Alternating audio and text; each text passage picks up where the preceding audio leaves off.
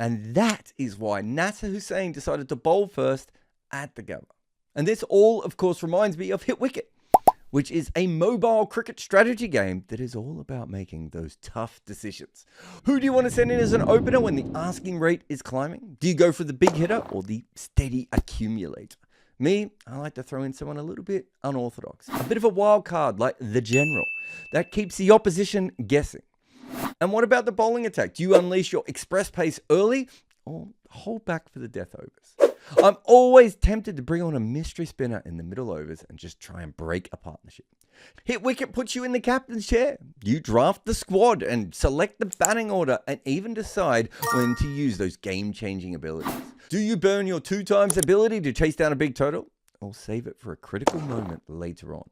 It's strategic, it's addictive, and it's more nerve-wracking than facing a show-up actor bouncer. Give it a go. Download Hit Wicket and see if you've got the tactical nous to win. Hello and welcome, ladies and gentlemen, to the Footmarks podcast. I'm Behram Qazi, who you can find at DefMango on Twitter. And with me, as always, is Jarrod Kimber, who you can find literally everywhere. And the title for this particular Footmarks episode is Post-Modern Offspin. And that's because it's been over 10 years now since the Doosra died an untimely death. But before we actually talk about what happened after Jarrod, let's go back to the days when the Doosra was hip and it had, everyone kind of completely enthralled. It began with Saqlain Mushtaq, who made it mainstream. Murli perfected it. Harbhajan used it quite a lot as well. And it remained hip up until 2014, when Saeed Ajmal, who had already bamboozled a plethora of bowlers using the Doosra, was called out for a suspect action. Quite a riveting period in the history of off-spin bowling, perhaps the most riveting period, which, according to Gideon Haigh, was cricket's most useless skill. And all of a sudden, in that little while, it was sexy. Yeah, it really did change, didn't it? I don't know how sexy it was outside of maybe when Saqlain was doing it himself.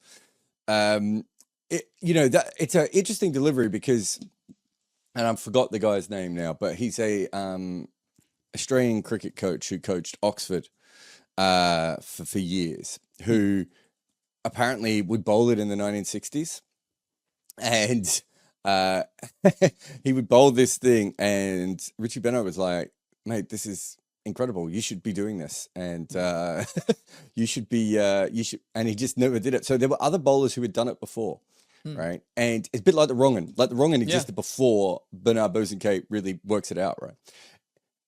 And then no one comes back to it. The Carrom Ball's another one, right? We had two Carrom Ball bowlers in the 60s and 70s, and then none again until decades later. And so when Saqlain was bowling it, I think it was really exciting, and it looked, it was a good time of cricket. Like, we didn't get as much cricket in house, so every individual batter who was made to look like an idiot it would be on the news and be on the highlights and everything, and it was a really cool time. And then I think it gets really boring really quickly and I don't want to single him out because he's not the only one, but when people like Johan Botha start bowling it, right? And it goes from being this kind of weird, wicked Pakistani skill set to being like the ability for a finger spinner to stay in the game without actually ever trying to be enjoyable to watch. And at that point, it goes from being like late 90s when it was such a cool delivery to sometime in that, mid 2007, 2010, we just like, oh my God, do I have to watch another shit off spinner who isn't even that good at off spin bowl just because no one can whack them out the ground because they can kind of move the ball both ways and no one can pick it. So it was interesting how cool it was and then how uncool it was in a heartbeat, really, like of the history of cricket. And it's very different to the wrong end. So when the wrong end comes in, we talk about reverse swing as well. When the wrong end comes in, right, it's cheating, right? We didn't quite get that with the Doosra. We did get that with reverse swing, and we did get that with the wrong end. We didn't quite get it with the Doosra, partly because I think it was one bowler bowling it for a long period of time. It's really when everyone starts doing it, and that's when I think, to go back to the Gideon Haigh comment that you mentioned before, there's an element of, look, proper finger spinners, everyone respects. But there's a lot of, Viv Richards, Carl Hooper, Joe Roots, you name them, right? David Hussey. Who's that guy from India who bowled like underarm off spin? Yadav? Kedar. No, not Yadav. Kedar Jadhav. Jadav. Yeah. Yeah. Like people like that, right? We just like, oh my God, do I really have to watch this shit? This is not good bowling. It's defensive. Like watching Michael Clark or Darren Lehman bowl, like in that period as a Australian fan, I was like, is this it? We're the best team in the world and I have to watch this shit? Right? And then those bowlers became good if they could bowl this other delivery. So it has this incredible quick turnaround from one of the coolest weapons we've ever seen and everyone being like, oh, wow. Like, this is really exciting. To suddenly like, oh, great, Johan Boats is bowling, is he? Yeah, I mean, it started off as this exotic delivery that no one understood really, and the name Doosra was also coined because of Moin Khan, because he was telling Saklan to bowl the other one. That's what Doosra means, the second delivery, right? So, I mean, it has that sort of start. Then slowly other bowlers pick it up, and then it becomes mainstream to the point where Johan Botha is bowling it. But you have to say that it did weaponize off spinners in a way that off spinners have never been weaponized before, right? I know there's the carom ball and everything that we'll get to, but it was something which was a bit of a novelty factor for off spinners, and offies who could bowl it, all of a sudden their stock was much higher. And it's worth noting also, Jarrod, that even when the Doosra wasn't banned and a lot of people were bowling it, if you look at all the top off spinners of that generation, it's not like all of them bowled the Doosra, right? It was still few of them. Yeah, and at that stage, you still had your pure off spinners around, right? I think T20 cricket has probably killed pure off spin to a certain extent, just because left arm finger spin is a very good defensive mode of bowling, and the majority of the batters are still right-handed. It's hard. You have to be such a great off spinner now to be like, I don't even know who the last genuine non-batting specialist off spinner was. Right? I mean, there are the carom ball bowlers, right? You've got Teek. But that's what I mean. Mahesh. So, I mean, sorry, literally. Mujib is there. But that's what I mean. So they're not traditional off spinners, right? Yeah. They've got something else. Ashwin has bowled. I've seen Ashwin bowl leg spin and carom balls in IPL games before. So he's no longer a traditional off spinner. I remember when I was looking up the numbers, that one of the guys I found at the top of the list was someone called, a friend of mine, Gareth Batty. And I told him, I said, you've bowled the 5th most off-spin deliveries of like a traditional off-spinner. And he's like, I don't even play T20 cricket anymore. Like, he was probably in his 40s when I told him this. And I was only looking at the last few years. And he's like, where are they all? So you don't get many of them left. And so we've gone from probably, late 90s to 2014, it completely dominating leg spin. Really, even while Shane Warne was still around and Anil Kumble was still around, right? Yeah. And Afridi, like 3 very good leg spinners, but off spin completely took over. To now, it's like a traditional off spinner is almost finished in professional cricket, unless they could do something else. So Washington Sundar can bat a bit, right? So you get those sorts of players coming through. There aren't many Dane Peets and Simon Harmers out there in world cricket anywhere, right? Like even when you go down the levels, there still aren't a lot of those players out there. Like it has completely transformed cricket in the last couple of years.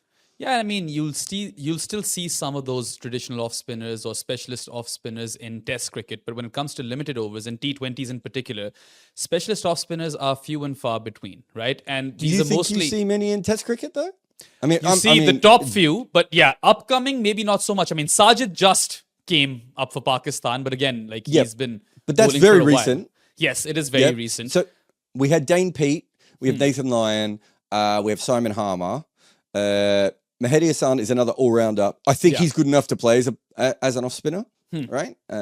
But there isn't like a long list of them. You don't have that thing that you had a while back. And if you look at and that's Test cricket where there shouldn't be any bleed over, but there seems to still be a bleed over here of like sort of that traditional, normal off spinner that most teams, even if they didn't have a frontline one, they wanted to have like, I'm trying to think, someone like a Pat Simcox or a Tim May, right? Where you would bring them in when you needed to bring them in. They might not always be your frontline player. There really aren't a lot of those sorts of players anymore out there. And even then you have someone like Ashwin, who was a traditional off spinner, and he's had to develop with the times a little bit, right? Like it's happened to kind of everyone. Also, this Footmarks was, of course, inspired by a piece that Usman Samyuddin wrote for ESPN Cricinfo, and that's when we kind of highlighted it that we have to talk about this at some point. And one big theme that came out of that piece was that, if you look at limited overs cricket in particular, in Test cricket, sure, there's still not a lot of specialist off spinners, but we've still named a few over here, right? In T20s and limited overs, but more importantly, T20s, you just see all of these all-rounders and batters who can roll their arm, or Liam Livingstone-esque cricketers who primarily bat but then can bowl both off spin and leg spin. And then they're the mystery bowlers who are basically carom ball bowlers for the most part, in your Mahesh Theekshanas and Mujibur Rahmans, right? So it's really a dying art, and the format has literally killed it because leg spin is huge in T20 cricket. They can turn it both ways, they can flight it, and there's a bunch of variation over there. So in the midst of all of this, off spin is a secondary skill, not a primary one, as far as the shortest format is concerned.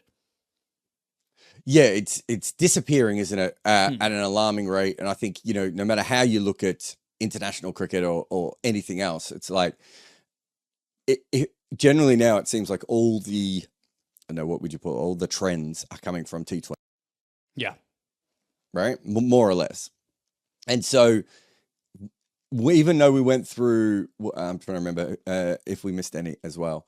Well, I can tell you this. Joe Root, in the last 5 years of Test cricket, Joe Root has bowled the 5th most balls of an off-spinner. And Roston Chase is 6th. And Sajid Khan is 7th. And Dhananjay De Silva is 8th. Wow. Right? So you've got a guy that you just said, he's just basically come in. You've got Dhananjay De Silva and Roston Chase and Joe Root, none of which are frontline off-spinners. Right?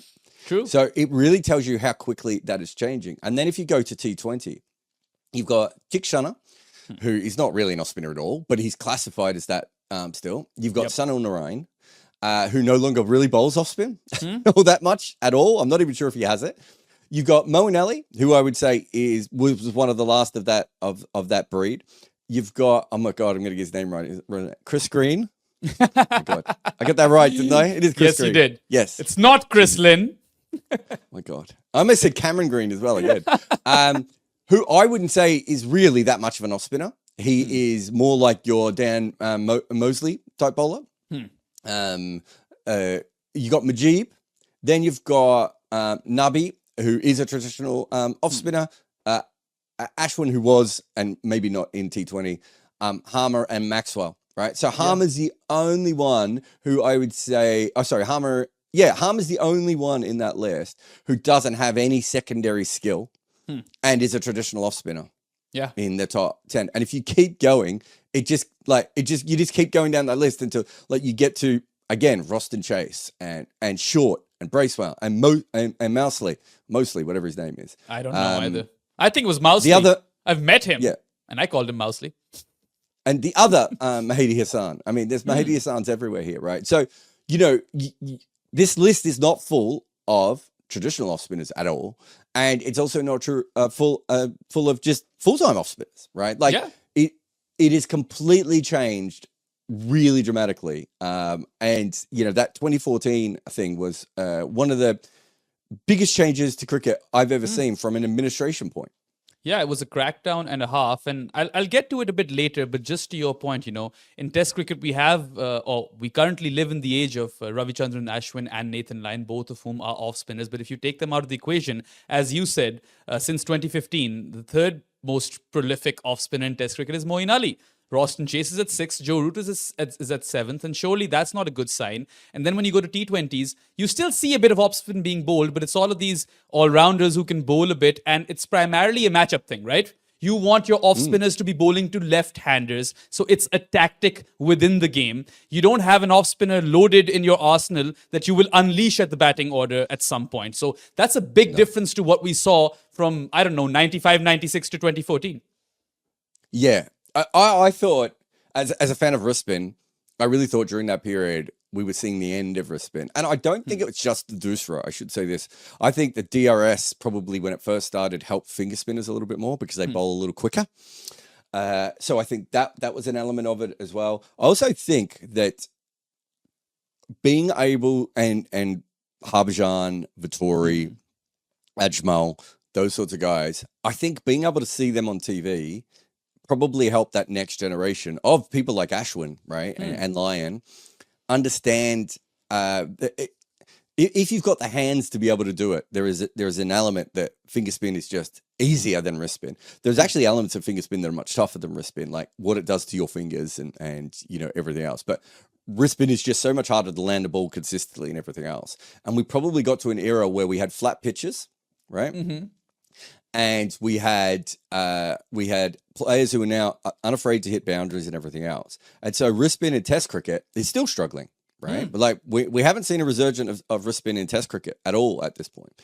And so finger spin had I thought it was maybe living its renaissance or its greatest time since probably the 50s, 60s and 70s. Right. And the reason finger spin disappears is when we go to covered wickets. And then with DRS, you have a bit of a swing back. So we do get patterns like this in cricket before. Finger spin was really, really important before wrist spin, and then wrist spin sort of takes over, and then finger spin takes back over again. So we've had this sort of battle between these two at times. But that was such a strong period when you just think like, even New Zealand had a good finger spinner, right? Like it was, it was so different. And specifically, there was a lot of off spinners around, like I'm sure we'll name some of them later, but do you remember Shane Shillingford? Yes, I do. Of course I do. The West Indian off spinner.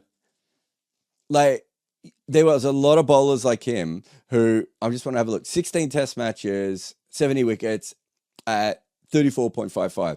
You get Shane Shillingford on the right wicket and he was basically like, they used him as you said before, more like a weapon, right? Like when he was bowling in conditions that were favorable to him, especially those slower West Indian wickets, he was really, really tough. Yeah. Shane Shillingford wouldn't get anywhere near an international team at the moment. It wouldn't even be a conversation. Yeah, and he'd probably get no franchise contracts whatsoever either. Like that's an even bigger hit, which honestly to the next generation, it's not an incentive at all. If you are just a right arm off spinner, no one's picking you. If I'm a batter, even in a tape ball game somewhere in Islamabad, and you ask me, Behram, what sort of bowling would you like to face? I'll be like, throw me some right arm off spin, please, because I know where it's going to turn. I know it's not going to do anything different, and I can kind of play it wherever I want to. But here's the interesting thing. In Test cricket, leg spinners or wrist spinners, you still don't get to see a lot of them. There'll be one wrist spinner that you infrequently see. More often than not, those are left-arm wrist spinners, actually, weirdly enough. And off spinners or finger spinners are still preferred over leggies. So is that an accuracy thing? Because with wrist spin, there is always the opportunity that because you're bowling attacking lengths, there's every chance of you going for runs. Whereas as an off spinner, you could control the flow of runs. Is that a thing? I don't think we've had a wrist spinner develop in a way that is for Test cricket since Yasir Shah. Like if you look at all the other wrist spinners, they are not like, look at someone like Ish Sodhi. I don't know how you bowl him consistently in a Test match, right?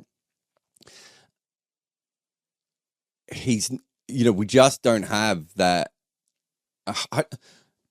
Warne and Kumble were exceptionally accurate, right? Even Shahid Afridi was really accurate. Mushtaq Ahmed was quite accurate. I think Rashid Khan would be absolutely fine if he played in Test cricket. But I'm not sure there are that many other wrist spinners who we would be able to do it. The other thing with wrist spin is it is a little bit slower, and I think batters are quicker now than they've ever been before, and much more likely to come down and punish bad balls and also make bad balls happen. And, that's the Parkinson thing, right? Of like Parkinson was a very good bowler for England, but England were just terrified that the minute he threw the ball up, everyone was going to hit him for six. Now, Parkinson would point back to his record going, then why has no one ever done that at any other level? And why have I dominated this league and played in this league and everything else?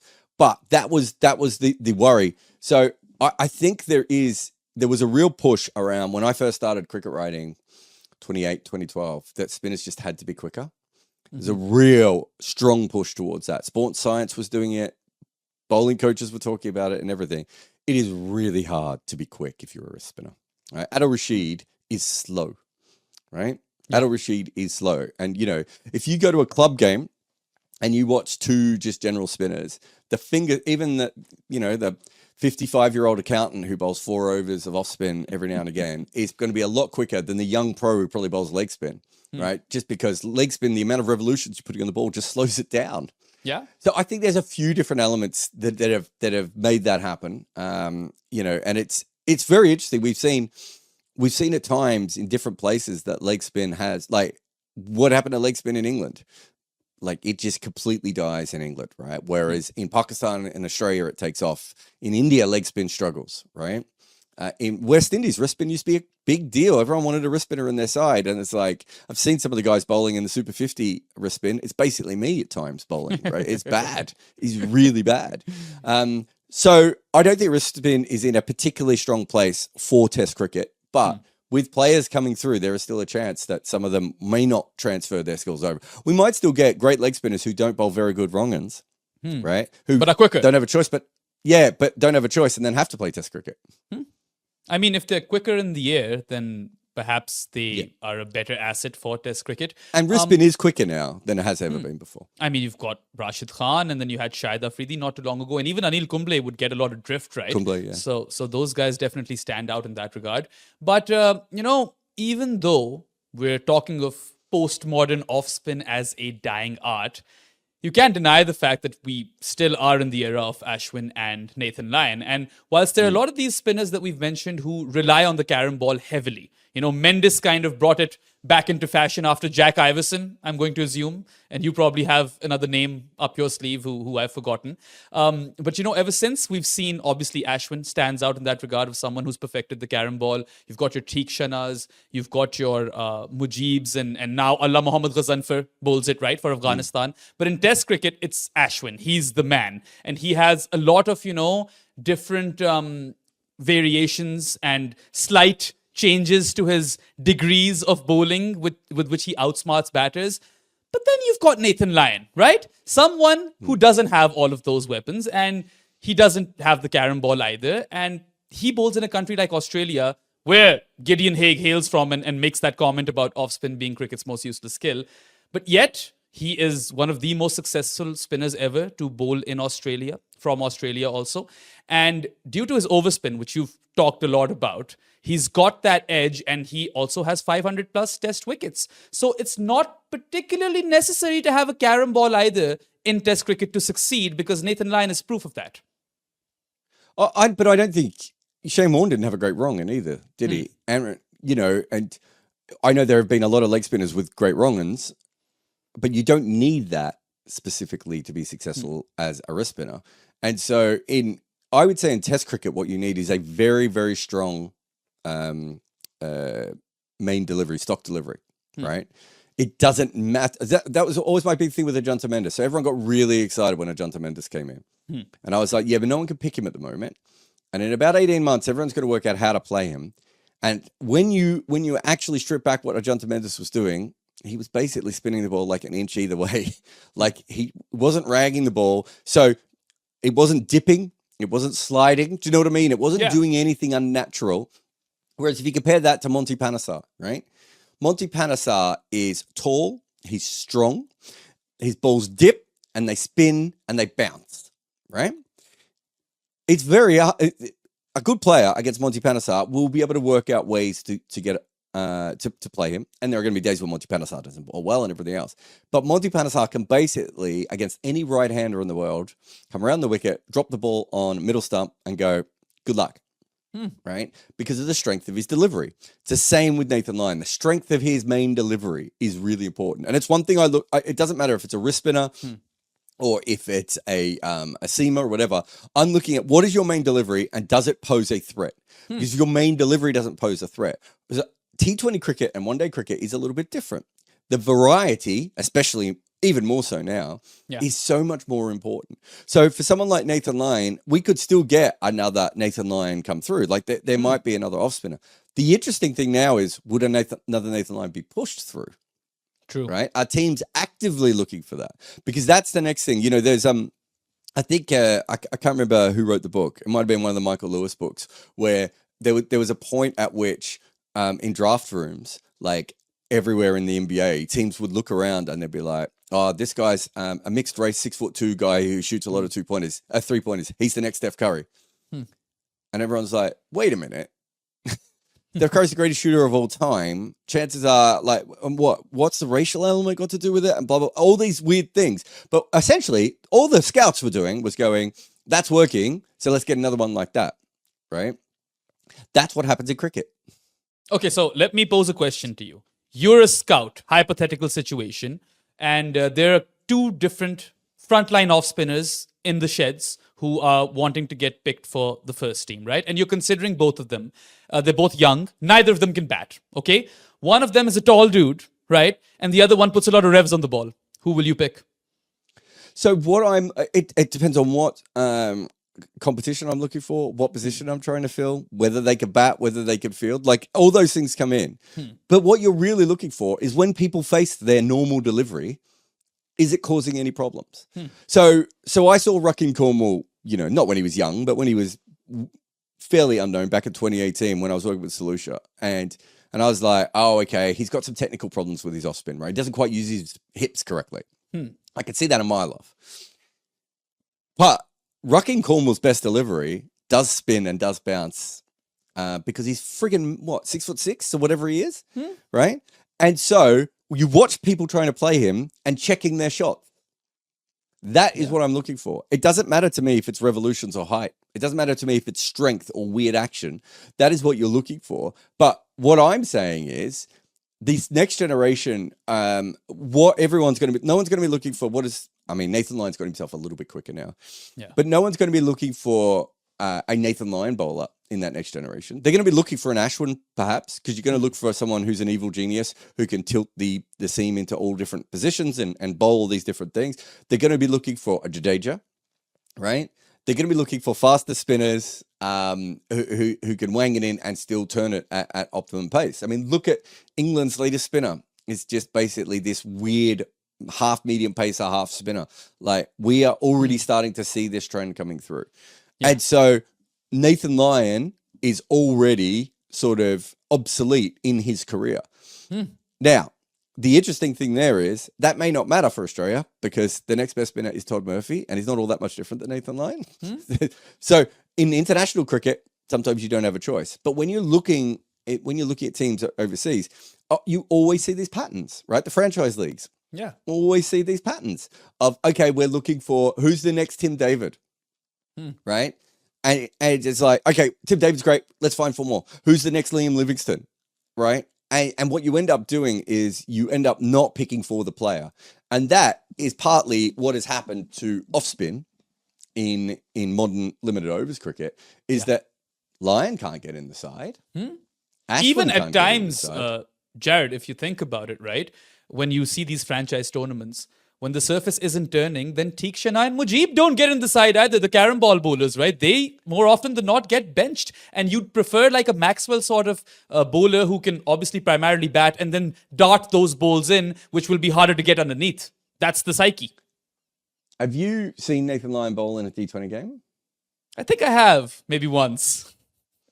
So he was picked, basically, for Australia, based on the back of Big Bash form to play in the test matches. Right? I remember that, yeah. So he's played 51 T20 games, and I would assume the vast majority, there might be a couple for Australia, but the vast majority of those would be in the Big Bash. He's got a bowling average of 21.87 and an economy of 7.34. It's pretty decent, right? Solid. So and I would have to look at someone like Simon Harmer. So Simon Harmer was absolutely dominating county cricket and cricket in South Africa, right? And his record is 190 games, average of 27.63 and an economy of 7.68. So he's not as good as Lyon. Yeah, but he's really good. Again, how many franchise leagues did we see either of those? At one stage, I would say Harmer was up there with Lyon and Ashwin in red ball cricket. Unfortunately, by the time he came back from South Africa, I think his hands have started to slow down. Well, not slow down, but he's not bowling the same. But the point being is that even those guys having those numbers doesn't change it because it's set. And we see this a lot, right? We see really good finger spin options from Bangladesh of players who don't go on to be, especially off spin, who don't go on to be franchise players, right? Look at Sajid Khan, and then you right? see Nowhere close to a franchise deal. I mean, Sajid Khan is miles off, and we see lots of players like Sajid Khan. And then, but Imad Wasim bowls with the other arm. Yep. Right? And if you're a left arm finger spinner, you get a lot of these deals. And if you're Chris Green or Dan Mousey probably in the future, and you're a freaky off spinner, you're going to get deals. If you Shana and you Mujib and you're a freaky off spinner, you're going to get deals. Some of these people don't have much better numbers than the guys I've just mentioned. If you make any content, Minvo Pro is the tool for you. Take your long format content and cut it and slice it for social media. This AI-inspired weapon will turn your one piece of work into so many clips. Try Minvo.pro now. That's fair, but a lot of these slow left-armers who do get deals can also bat. Imad Wasim, Akil Hussain, I can name a lot of them. Like Keshav Maharaj is a brilliant slow left-armer, and, he'll play the SA20, but in other leagues, he won't always get a game. So these slow left-armers are often bowling in the power play to kind of, be defensive bowlers up front. But Keshav Maharaj is going to other leagues. Left-arm finger spinners are still going. True. Right? No one's calling Nathan Lyon asking him to come to a franchise league, right? He might go to the Major League Cricket in America because all the Australians run it, right? But he isn't going anywhere. So there's a trend there. And the batting thing, you're also correct on that, right? But if I gave you those numbers of a wrist spinner, of what I just gave you of Simon Harmer or Nathan Lyon, we both know they would have played. Yeah, jumping the gun instantly. If you're averaging 21 with an economy of 7.5, someone's going to give you a bunch of league deals. And so that's where the trend thing comes in, right? And rather than doing, and all sports do this, right? All sports do the same thing of someone comes through and they're a trendsetter, and then everyone sort of follows them with the sorts of players that they pick. But that means that generally there is something left behind. Right. And at the moment in limited overs cricket, that is off spin. Now, Moeen, you were talking about batting before. It was very hard when was I with RCB 2018? It was very hard to convince anyone in 2018 that Moeen Ali should be playing in franchise cricket. Right. He was not very popular at all. Right. Sikandar Raza. I was trying to get Sikandar Raza gigs, working with his agent. No one was picking up my calls. Right? I was putting all the information to these guys going, no, this guy, you have to trust me here. No one cared, right? If that's either of those are left arm finger spinners, they're instantly in all the leagues. And so that's what I mean. You get these trends and they happen, right? And it's no different. There are lots of good right arm seam bowlers who don't always get franchise gigs as much as the more average left arm seam bowlers do. Yeah. These are patterns. But off-spin is currently in that situation. So even if we have a player coming through, it's going to be very hard for them. I would say that if your best ball, like the reason that Nathan Lyon would have a good record, forget that he bowls in the Big Bash and everything else. But I would say the reason that Nathan Lyon has a good record is very hard to slog sweep Nathan Lyon, right? And it's very hard to consistently come down the crease to him because of the overspin. Yeah. Right? So you could score off Nathan Lyon, but the ability to come down and score off him without being dismissed is still very tough. And he wouldn't be the only one. I'm sure there are other, there are other finger spinners around the world that would have a similar kind of thing as well. Theirs might be different. It might be side spin. It might be slidey, whatever. But we're not even looking for that. Yeah. And so that shows you where off spin has gone from 2014 to now. Whereas in 2014, everyone was bowling off spin. And it was largely because of the fact that most of those bowlers had a doosra, and also the doosra had allowed for the bastardization of actions, right? So I still think Saklan Mushra, I don't know whether I don't know if he was tested. I don't think he was for his doosra, but I still think his doosra was fairly clean, at least compared to some other ones that we saw afterwards. But it wasn't just that it was the doosra bowlers. All finger spin as we got faster. You know this. You could bowl finger spin in the backyard. You bowl finger spin in the backyard. You try to bowl a faster one. You can feel your elbow bending. Yeah. Right. Every time like Eek's trying to teach himself left arm finger spin at the moment, and every time I try and show him something, I always do that like a dart, because that's the movement. Right? Yeah. That is literally the movement. My dad had this theory that all finger spinners chuck. He was always upset that fast bowlers would get called when he was like, have you ever seen finger spinners? Look at them all. They're all chucking, right? And And so I think that what the doosra did is it had this bastardization of you suddenly had these things. So even when we had specialist off spinners in those days who didn't have the doosra, they were probably bowling faster. They were getting more revs on the ball. And so what we're probably going back to is, I mean, Harmer and Lyon, even Ashwin when he bowls proper off spin. You know, Mahidi, one of the Mahidi Hassans, one of the many Mahidi Hassans, they have more pure, Sajid, as you mentioned before, these guys have pure actions. Whereas if you go back to Johan Botha, Shane Shillingford, right? Syed Ajmal, these are not pure off-spinning actions. And ultimately, that's why they were no longer in the game. And what had happened is we just went, oh, it doesn't matter if spinners chuck all that much. Like after Murali, it was too hard, right? It was so hard that we almost pushed it to the side. We had a whole generation for 14 years of people bowling with some of the most hideous actions that I've ever seen and getting away with it time and time again. And then we have the Great Purge of 2014, which comes about. And look, I don't know if I can't remember if this is in Usman's article, but I can give you a little bit of insight here. I have written about this before, but not in a long time. Srinivasan takes over the ICC at this time. Is this mentioned in Usman's article? I can't remember now. Not Srinivasan particularly. This is obviously Srini never said this to me. I met him once or twice. No, maybe just once. He never said this to me, but he was a real purist, right? Like, his favorite cricketer was Rahul Dravid, right? Okay. Like real purist cricket person. For all of his other strengths and weaknesses, I never doubted that he absolutely loves the game, right? And specifically like a hardcore nut like us, right? Okay.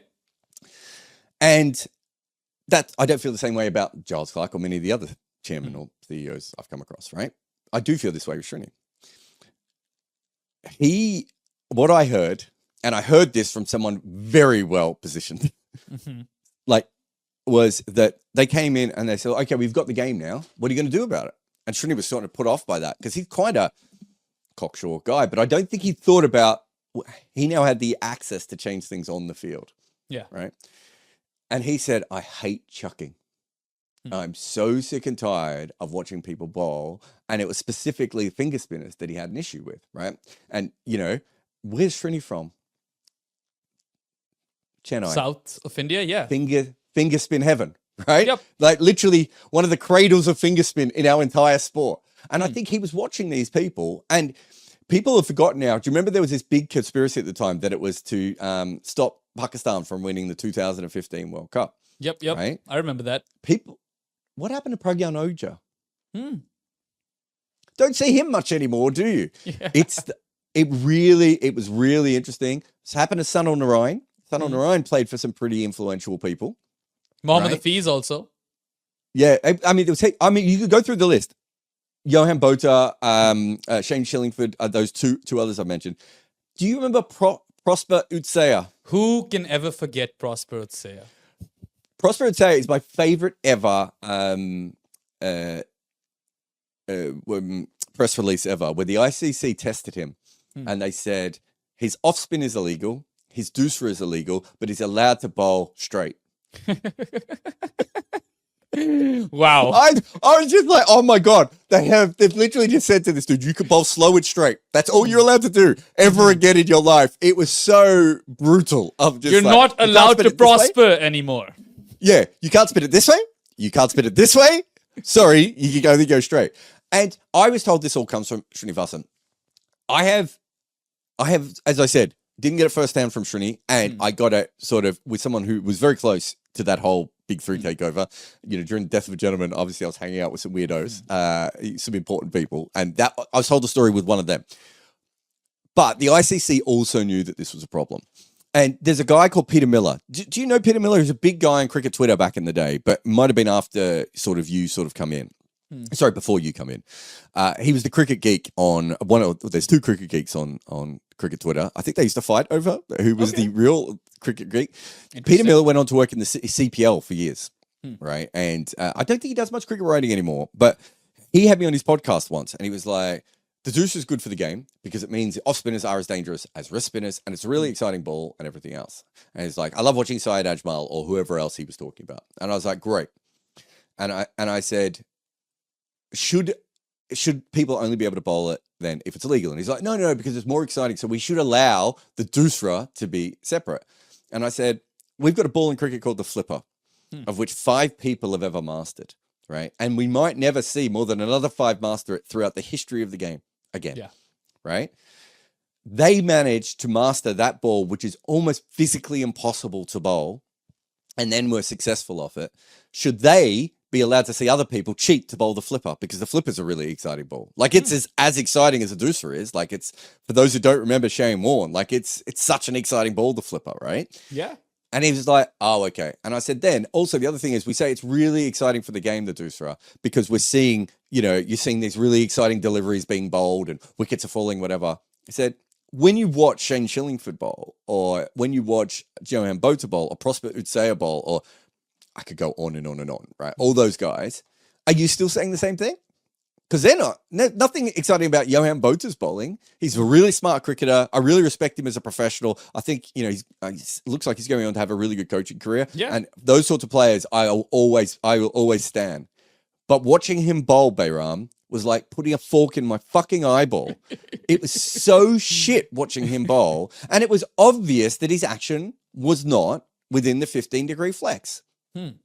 Right? So all of these things are happening and we are seeing them. And I'm like, we can't just legislate that ball. The issue now is that as cricket changes, you look back and you go, that might have been the high point in some ways of what off-spin was. And there's absolutely no doubt that whether it was the ICC in general, and I've been told it wasn't just Srini, he might have, because he was pro it was easier to sell. But I think the ICC in general were just like, what is happening to our game that we are allowing so many of these guys to just dominate in white ball cricket with these actions? And so what we are seeing now is a recalibration, but we've probably gone too far in the other way, right? Of now we're looking at it going, oh, we can't even pick an off spinner in our side if he doesn't bat. And it's like, what? That's basically where we're at. Well, and, why would that be the case? That's basically how modern franchises at least view things. Even international teams, you don't really get to see any limited overs off spinners anymore, because we still managed to name a few in Test cricket. But the 15-degree crackdown of 2014 was quite intense as intense can get, and 8 bowlers were reported. Probably, yeah. Would you not say? Oh, I mean, I'm probably better. I was going to put a question to you, but I don't think we've ever seen another crackdown like it in the history of our game, right? Yeah. The only other one I would say that is close is when Ray Linmore was dragging his foot, and he was the back foot no ball law basically got completely changed because of Ray Linmore and the other guys dragging their back foot. I would say those two are the biggest crackdowns in our game of when the administrators just went, we have to change. What about bouncers? There's bouncers. There's 2 new balls in white ball cricket. But I don't think those are crackdowns. Like, those are the 2 new balls comes from the fact that the old system wasn't working. We have always allowed bouncers. We changed how many bouncers you could bowl within the game. I don't think that necessarily changed what kind of bowlers we were picking. True, bowlers just got smarter, right, and started bowling from chest to neck, right? Yeah, I don't think any bowling type was eliminated as a result, or play profile, which is a specialist off spinner in this scenario, right? And exactly. And I would say the three biggest changes are the back foot no ball law, the crackdown on all the off spin. And the other one is also weirdly about off spin. It's the fielders behind square on the leg side. Yeah, I knew you were going to say that. I was going to bring that up. So I'm not a huge, I love a good off spinner, but I'm not a huge off spinner. I don't love cricket because of off spin, right? He's a leg spinner, folks. He's a wrist spinner, so of course he'll have these opinions. I accept it. I accept that it exists and that there are people that are good at it, but I don't care much for it. But I will say this: off spin has been legislated against twice. Yeah. Right? And specifically, I would say Behram, off spin, because that big purge was mostly off spinners of who were chucking, and the doosra and everything out there. There weren't that many left arm bowlers who got caught up in all that. Yep. And the other one was bowling off spin down the leg side with 2 leg slips and a fine leg and a deep backward square. Right. All of those things were directly aimed at off spin. So all I want to go out here and say is that cricket doesn't like off spin. Yeah, and no, we I find mean, excuses to stop it every time it gets good. it was a major deal, right? A massive deal. Huge news when that purge of 2014 happened, and 8 bowlers were reported in the direct aftermath. 6 were banned. Ajmal was the biggest casualty. And if we look at the numbers for off-spin bowling ever since, globally, they have been dented quite significantly as well. And I don't know, like, I often think to myself whether or not off-spin is better off as a result, and what the future holds for specialist off-spin or off-spinners, because it seems like it's a dying art and it's going to die even further, especially limited overs internationals. Yeah, I wonder. One of the other problems that off-spin has always had, outside of that little period where everyone was bowling doosras, is you go through and basically off-spin has been a holding form of bowling. So if you go back to Deepak Patel in 92 World Cup, right? New Zealand aren't opening the bowling with him for any other reason other than it upsets people and no one can hit him. That's what I mean. Martin Crowe's been quite honest about this. He's like, we didn't really expect him to get a lot of wickets, but we just knew he'd go for about 22 runs.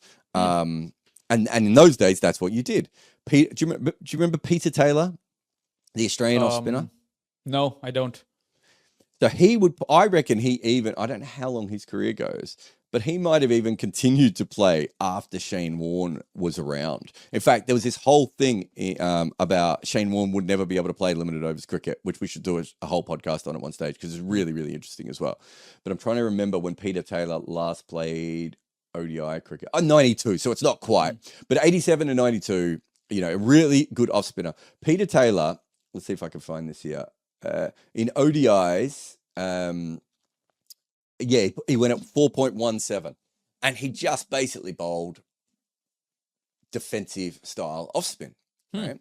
And so that in that era and that goes through to the 90s. You get Murali and Suck Lane who are a little bit different, and Ajmal's a little bit different. But if you go through the majority, Arshad Khan as well, if you remember, the tall guy. Yeah. Well, what I was going to say, so you go through the majority of the off spinners and I don't know if I can bring them all up until 2000, and this goes even longer. Like Moeen Ali, if I said Moeen Ali to you as a one-day bowler, right, your first thought is probably going to be that he didn't take many wickets, right? Mm-hmm. Yep. So think about him in international cricket. In Test cricket, I should say, he's an attacking bowler. Yes. The same bowler in one-day cricket is defensive, and so that's a separate movement which hasn't helped off spin. Which I think if you go through the history of all, and I don't think I can bring up. Yeah, I'd have to go through it manually. But I think if you go through the history of all the old spinners up until let's say 2014 is a good example, right? I think you'll see that the majority of the finger spinners, outside of a couple of, geniuses, are defensive options. Yep. Right? That made sense up until 2019 World Cup. Really. I mean, you could say after 2015 it had already changed, but it made sense up until 2019 World Cup because at that stage, teams were trying to stop people scoring. Teams aren't trying to stop people scoring as much anymore. Yeah. They are trying to take wickets, even if they do it through a defensive method, right? And it's the same in T20 cricket. When I first started working in T20 cricket, like I remember going to Mitch McClenaghan and just going, do you want to know how this guy goes out? And he goes, no, tell me how not to score. And I was like, but you're the strike bowler. You're the guy who takes all the wickets. He goes, no, I'll stop him scoring and I'll get him out. Teams aren't talking about that anymore. They're talking about how do we get this guy out? Because you can't let an international player in for a long period of time. And so you go through some of those old, some of those old finger spinners. So Joe Soria, Vittori, probably Harbhajan, all those sorts of guys. I'm trying to find a few others. Who else am I missing in that period? Can you think of any others off the top of your head? I mean, I did mention Arshad Khan, right? Arshad Khan, when would he have bowled? He would have bowled late 90s, early 2000s. Arshad Khan. That's how many games would he have played? Why can't I find him on my list? Don't think he would have played a lot of games. Oh, okay. I don't have anyone here who's. I'm only looking at spin because I don't have. Sunil Joshi. He's another good one. Robin Peterson, Pat Simcox. Pat Simcox, again, an attacking bowler in Test cricket, a defensive bowler in T20 cricket. Johan Botha. But all these guys I'm mentioning here, John Embry, again, another attacking bowler in one format and defensive in the other. I don't think I've named anyone here who is averaging under 30. Ray Price. Yeah. Right? I can go through the entire list. There are so many defensive spinners, finger spinners, in that period who were averaging, and some of those guys were averaging 30, some were averaging 35, 36, 37, 40, 42. They kept getting picked, right? Moeen Ali is probably maybe one of the last ones to do that. As you said, part of that was his batting. Yeah. It's hard to bowl in modern cricket with those sorts of things. And if you look at Ravi Jadeja, what would you think Jadeja's ODI bowling average would be, just off the top of your head? I don't know, 34? Yeah, I mean, I think that's a good guess. Let's see if you're right. I would have guessed about the same. It is 36. Okay, so not too far off. Right? Now, what's his bowling average in Test cricket? 23, 24? Yeah. So I think, and we might have legislated them out. I mean, correctly legislated them out. We might have overlooked them. But there's also a cricket thing going on here of like, I remember doing this thing. I was interviewed for some weird position with I can't remember who it was now, but they were like, give me your no, one of the questions was, name the best left arm finger spinner in T20 cricket. And I was like, and I think I went for Krunal or Akshar. And they were like, what about Jadeja? And I said, well, what's his bowling average? And this was their trick question and they hadn't looked it up. Right? Like, and I was like, he's not a wicket taker. And I think, Krunal Pandya, I think at this stage is maybe a better defensive bowler than him. And at that stage, Krunal was making runs, whatever. Right? Like Jadeja was still in that top three and Imad Wasim was up there as well. Like I gave them about 5 options. The point being is that like these guys are not attacking options as much anymore. And so, it was during the 2023 World Cup, teams, you could see teams in real time, Behram, just be like, oh my God, we cannot stop anyone scoring anymore, right? Yeah. We have to risk and reward. And they don't think that finger spinners, and if you go, as I said, you go through the history of these guys, attacking in Test cricket, defensive in one-day cricket, again and again, there is an element of that.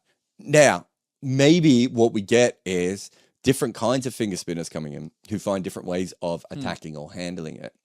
And maybe that's what this new Karen Ball mystery, Tikshana, Mujib, maybe that we just, we have to get used to that. But we're also seeing people like Tikshana. I don't even think Tikshana is an off spinner, right? Yeah. Varun Chakravarti. I don't think Varun Chakravarti is an off spinner, right? I don't think Sunil Narayan is no longer an off spinner. I would argue that Sikandar Raza is no longer an off spinner. So the off spinners aren't even off spinners anymore, right? They are evolving. And so it's a really interesting time for that art in cricket. If, what happens if you're an 18-year-old now and you're coming through? And I remember talking to Gareth Batty about this. So he's now coach of Surrey, but this was before he was coach of Surrey. And he always said he found it really interesting when he was dealing with right-arm bowlers compared to left-arm bowlers. Like right-arm bowlers, like, yeah, I swing the ball away naturally, but I'm working on my in-swinger. And he'd say to left-arm bowler, thought about swinging the ball away. So I don't need to. And Bats like, what? And it was the same with the off spinners. And the left arm finger spinners would be like, oh, I've never tried a Karen ball. I don't know how to bowl a doosra. I've never tried to spin the ball the other way. Whereas all the off spinners were doing it. So they're already being trained naturally to try these things as they come through, which means that perhaps when you talked about Nathan Lyon before, I don't know, you might get specialist finger spinners from Asia just because the pitches help a little bit more. But what happens in the rest of the world? Do we get all-rounders or something else? Let me pose you a question, right? Of course, we can say that maybe 5-10 years from now, young cricketers will approach the game differently. They'll see what's in demand and they'll probably veer towards that direction. So you might see specialist off-spinners, particularly in limited overs cricket, just become a dying breed. We're already kind of there, but it might get even more solidified. But let's suppose, Jarrod, that you are Shoaib Bashir, right? You're just in the English team and you've basically been told that you're their primary spinner in Test cricket, home or away, you will play. And you obviously want to further your career. What would you be looking to do if you are Shoaib Bashir to have a good career, right? Because right now, it's a bit of a paradigm shift that you're currently experiencing. Yeah. And already a lot of people think that you're garbage. So how do you disprove that notion? It's a really interesting one because let's say, and we've seen lots of cricketers do this, you know, Sam Curran and Mitchell Starc are two perfect examples of guys whose bowling probably regressed because they tried to develop their game. Yeah.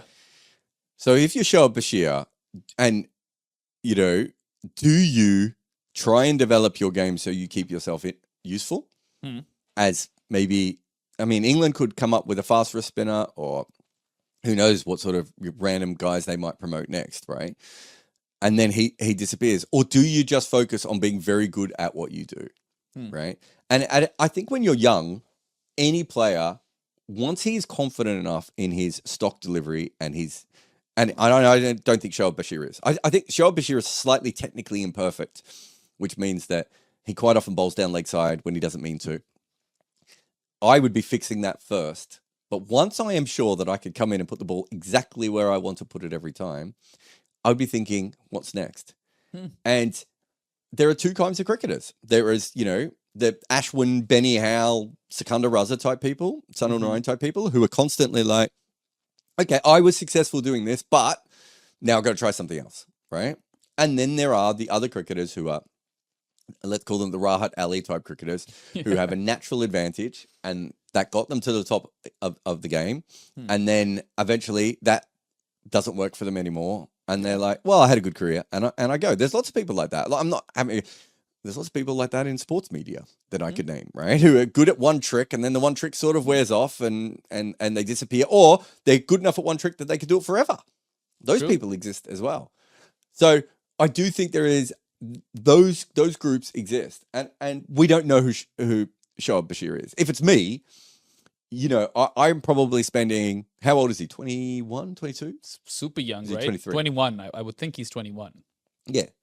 I think if it's me, I want to know, before I expand my game, I want to know that I know my game inside and out so that if I dismantle it, I can put it back together again.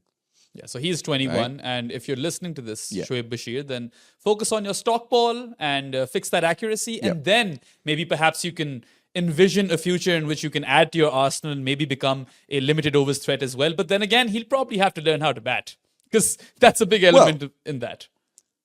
I think, you know, we haven't talked much about people like, and I know he's a left arm finger spinner, but Dan Mousey we talked about before. Mark Watt is a really interesting one, right?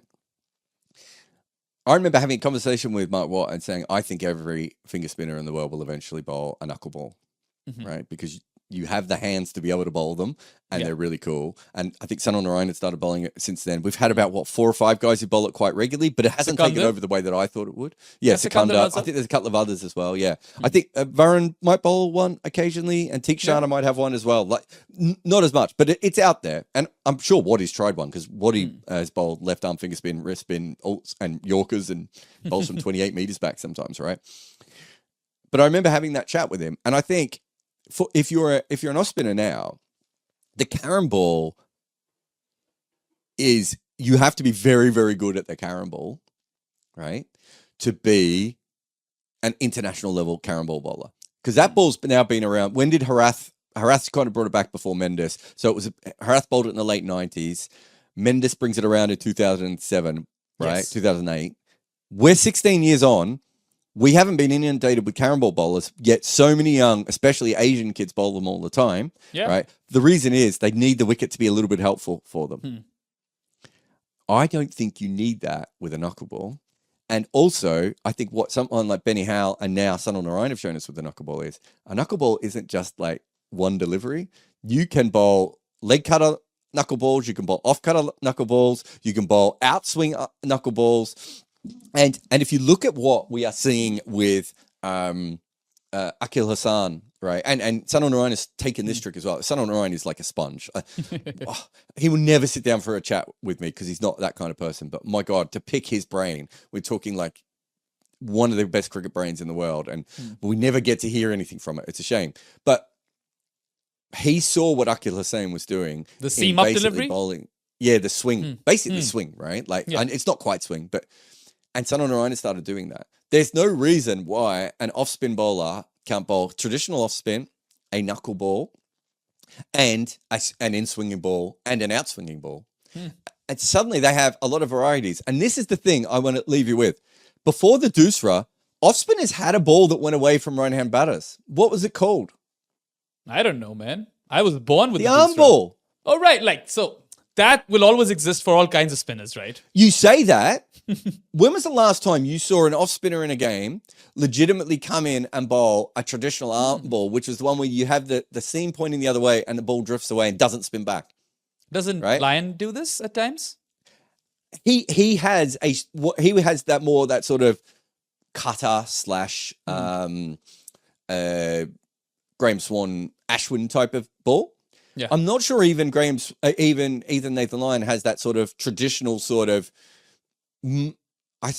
Sometimes early in his career, Mo and Ellie would bowl it. Tim May was really good at it in Australia. I think Pat Simcox might have been another one. There's an Asian off spinner who I'm missing, who's obvious for this one as well, who would bowl it on occasion.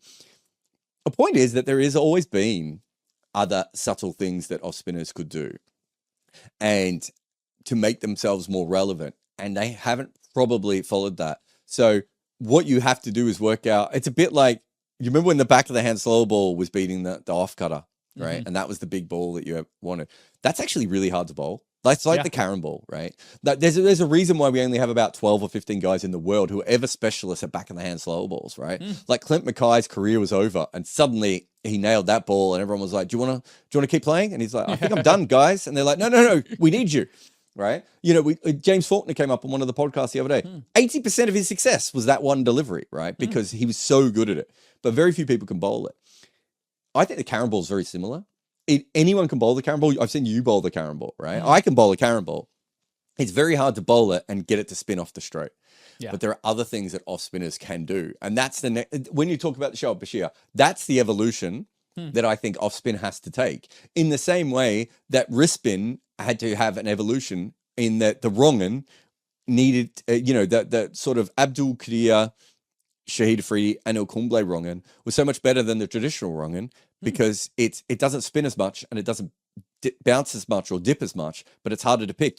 Leg spinners have to evolve, off spinners have to evolve, and sometimes it's micro things and sometimes it's major things. But the point I would make here is, in any form of cricket, if you're Shoaib Bashir, and Shoaib Bashir's best ball is not an issue. It's his normal ball that's a problem and his worst balls that are a problem. Yeah. If you're Shoaib Bashir and you can get genuine revolutions from a height, you can spin the ball, you can bounce the ball. I just don't understand how that can't be successful in all formats of cricket. But perhaps what we might need to do is rethink the way that we tell finger spinners to bowl, because what we've been telling them over the years is bowl faster, bowl faster, bowl faster, bowl faster, and they end up being crap medium pacers. No, I'm not saying Dan Mousey is the epitome of that, but he is essentially a medium pacer who rolls his fingers over the ball. He's basically bowling cutters rather than finger spin, right? Yeah. I'm not saying there isn't a place for that, but is there not also a place for someone whose best ball spins and bounces? Like, if that isn't the case, hasn't our sport kind of aren't we just overlooking something just because it's not trendy rather than everything else? And I understand the matchups and everything else, but those same matchups exist in all forms of cricket, right? Yeah. And off spinners have been pretty good in other forms of cricket. It's very weird to me that suddenly the matchup is more important there. I think the main takeaway over here is that cricket is now far more attacking than it's ever been, and people are going for wickets and not containing runs. And off spinners who are currently in the game, because I'm not even sure if youngsters would pick it up as a primary skill, but let's suppose that there is a primary specialist off spinner right now. They would have to think how to evolve and what sort of variations to add, which would allow them to take more wickets. And that's when maybe off spin can be more hip again.